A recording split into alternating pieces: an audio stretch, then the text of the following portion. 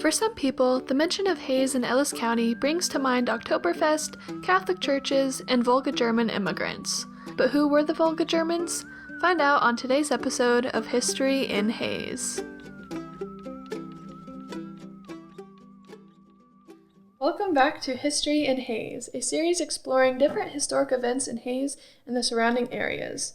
I'm Reagan Neufeld, and on today's episode, I am joined by Jerry Brown, a member of the Ellis County Historical Society Board. Jerry, thank you so much for being here with me today. Thank you for having me. I'm very excited for this opportunity.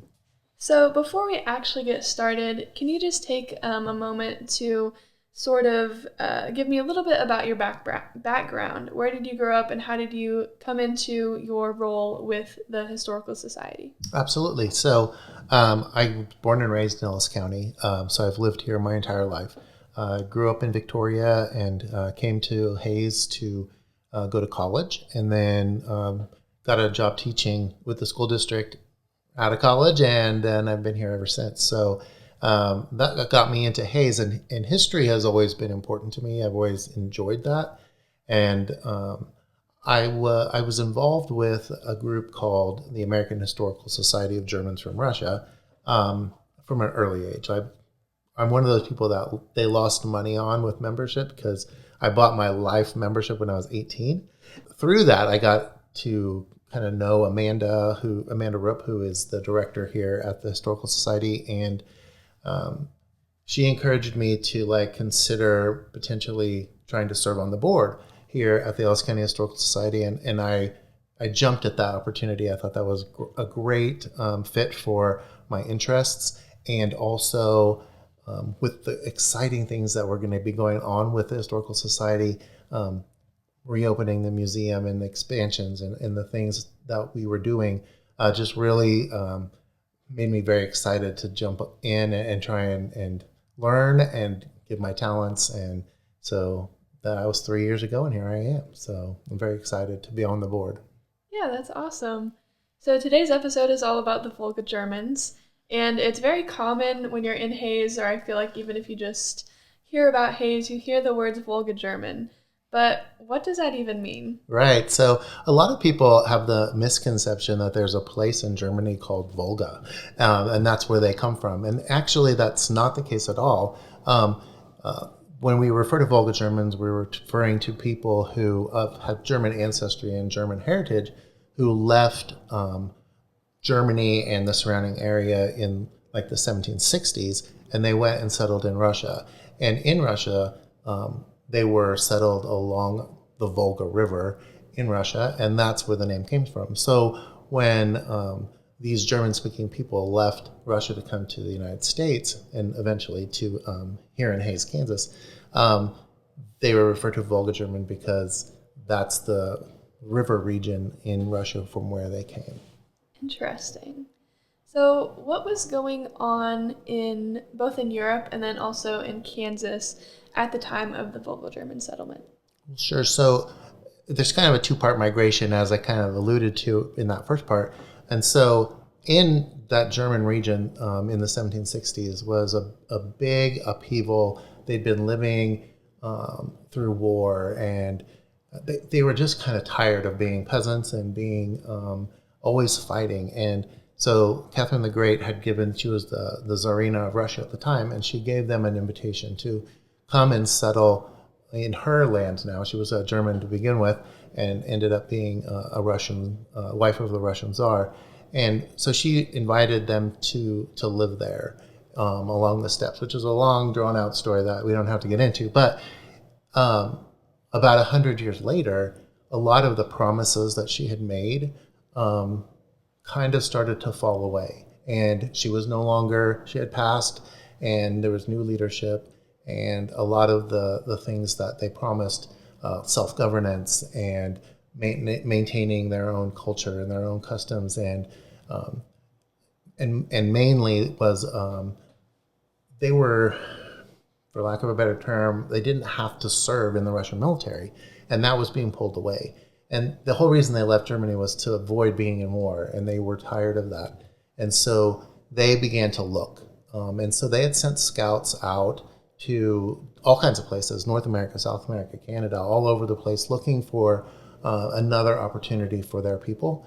And they kind of decided that Kansas fit them. And so coming to Kansas was a fit for them because they were farmers in Russia, and obviously Kansas is farm country.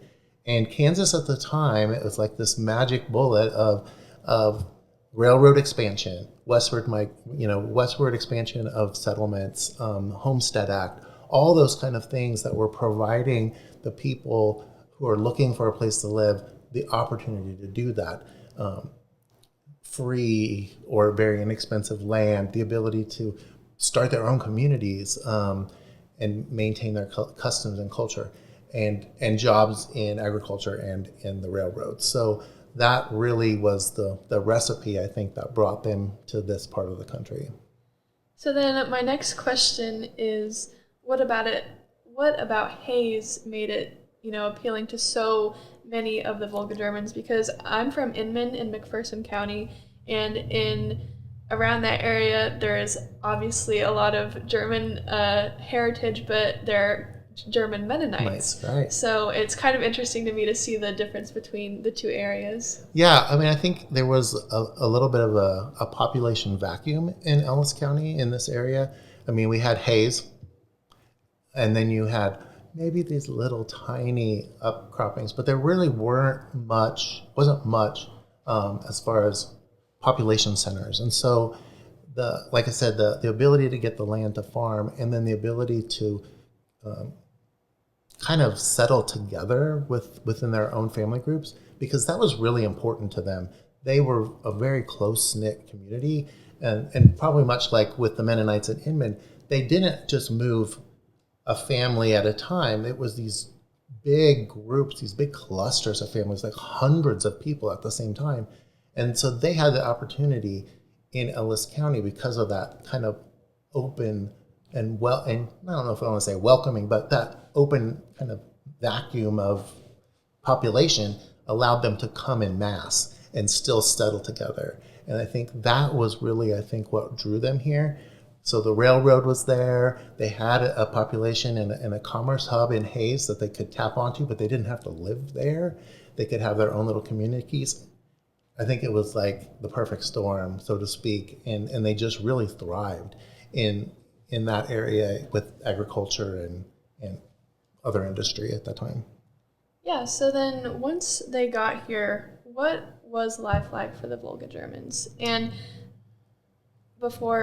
I want to ask this question before we get too far off of it, but because in a previous episode when I talked to Adam Conkey out at historic Fort Hays, we talked about the violence that was present in Hays. And so it's just very interesting. You wonder how it goes from being kind of a violent atmosphere to then you have the Volga Germans settling in who are, like you've said, farmers. Yeah, I think that it's interesting because a lot of people say that the immigration of the Volga Germans to this area kind of put a temper on that violence nature. It kind of almost ushered that kind of era of Hays kind of out, because there was this stable family environment. There was this very religious communities that kind of prospered and expanded in the area. And so, there wasn't really a highly functioning Catholic church in Ellis County until we kind of showed up. I mean, they tried at the fort and in Hays to have, some smaller Catholic congregations. And then all of a sudden, here you have hundreds and hundreds of these people, very profound in their faith and dedicated to their religion and their church.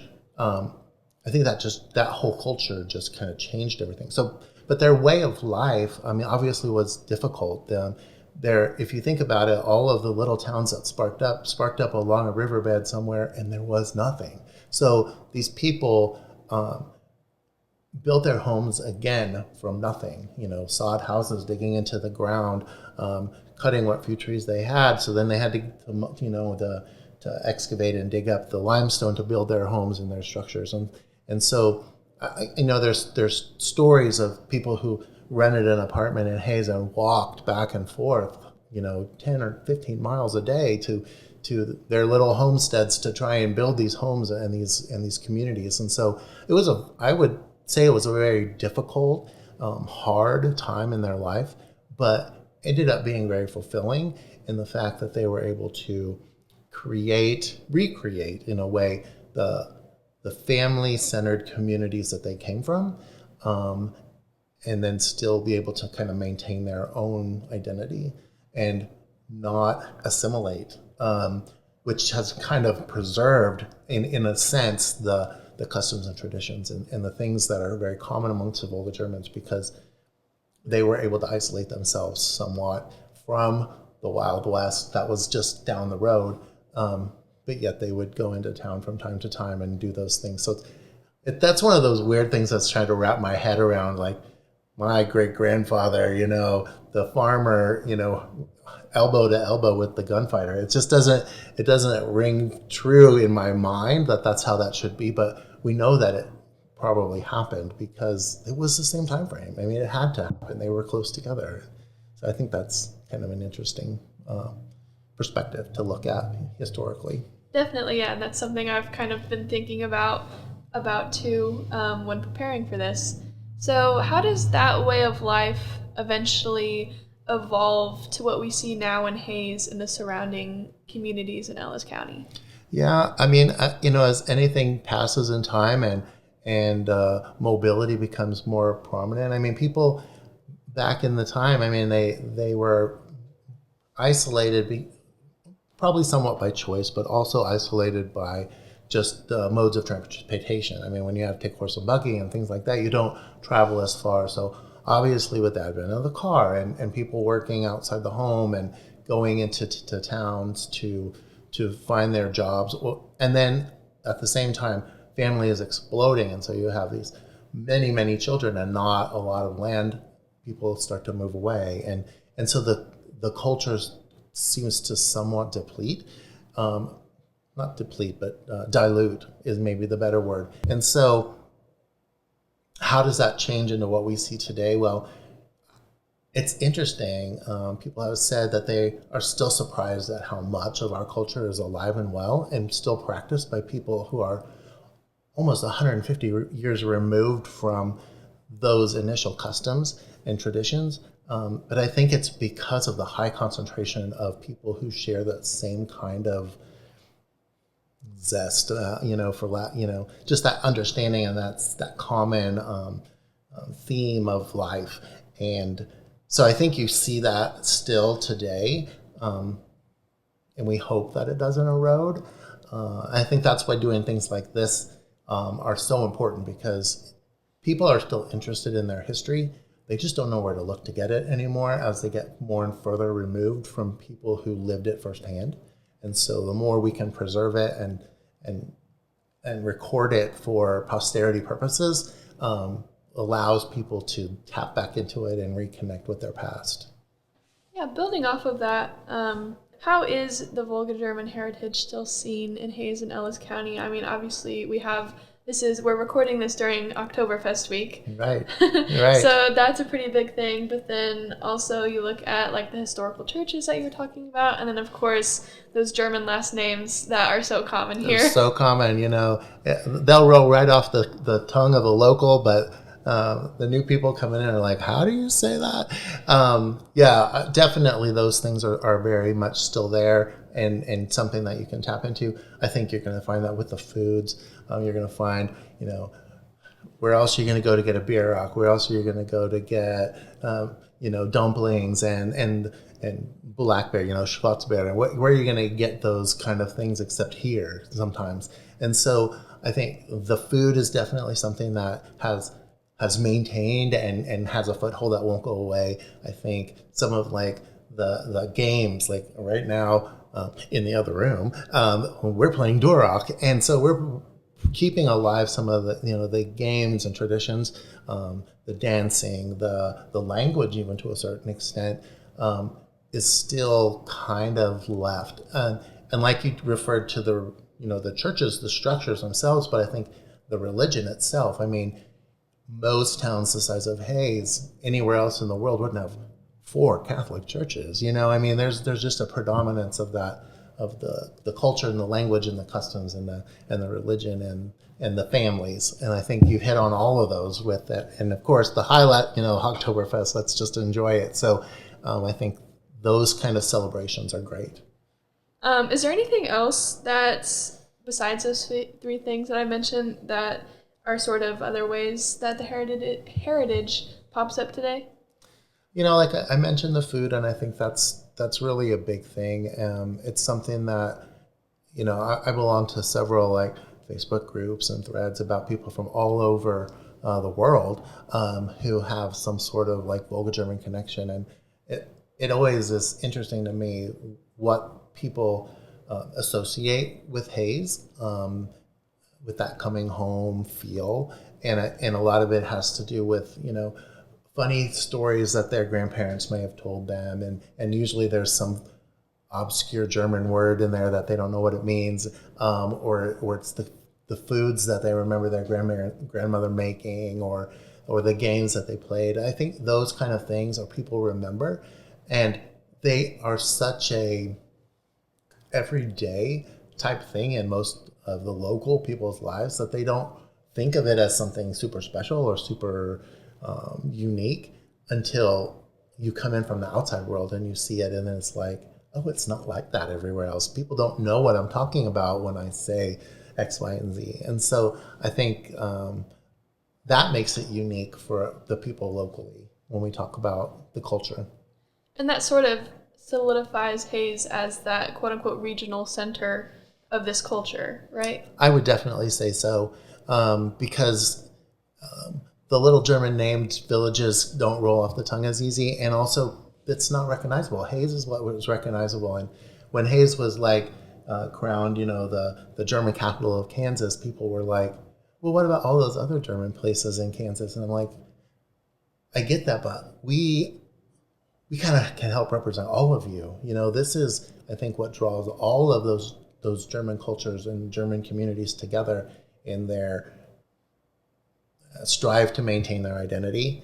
And I think you're exactly right. I think that's what makes Hays that center hub, because it's big enough to maintain it and have the things that can be offered to propagate the culture and the traditions and keep it alive. I think that's important.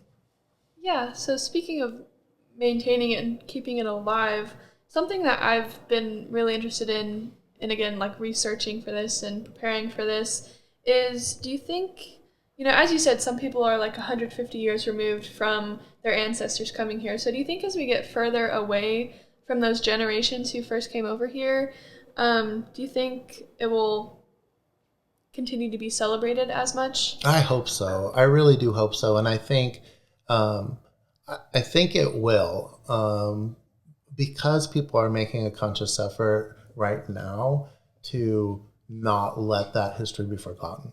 The Historical Society here, the Ellis County Historical Society, is on the verge of opening our expansion site in Victoria to highlight the Volga German tradition. That will cement that as a permanent structure that people can see, and they can go and remember what that was like.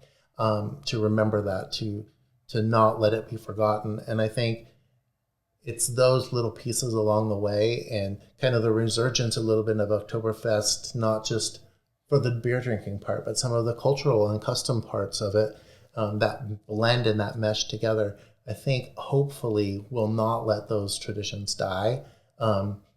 It is definitely a possibility. It is definitely something that happens in most ethnic group settings as they move away and populations blend. And that's what America is all about, is that big melting pot. But we don't want to forget who we were and who we are. And I think that, and I hope that is going to last for many, many, many years to come. Yeah, I mean, it's definitely, I feel like most people know that it's important to know where they come from and kind of understand how they got to where they are now, but it's for whatever reason, sometimes it's hard to do that. Sometimes it is hard to do that. And I think we can hold on to just those little things. that we may not even think are Volga German specifically, but that we just have brought into our life and kind of taken on as our own. And that might be good enough, just to keep the spirit alive. Even if we don't remember exactly where it came from, we can still carry that with us.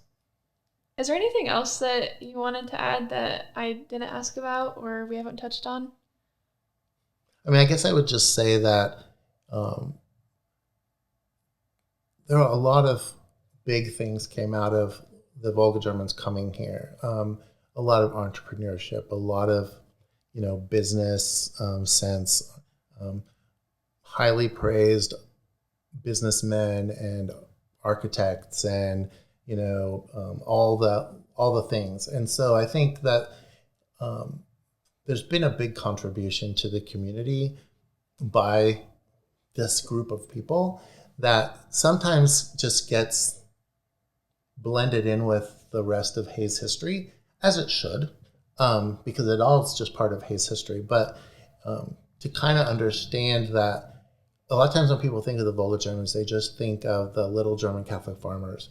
And while that was a lot of the people, it was more than that. They were progressive folks who really made a big impact on agriculture, oil, business, education, music in the area, and that I think will help propagate and perpetuate the culture and the customs and the legacy. Absolutely. Yeah. All right. Well, I think that will be it for today's episode. So thank you so much again for joining me. I really enjoyed this conversation. Me too. I appreciate you asking me. This has been a great experience. So thank you. Yes, thank you. And thank you for listening to History in Hays. Tune in next time to hear about the founding of Fort Hays State University, its many names, and how it has served Western Kansas since 1902.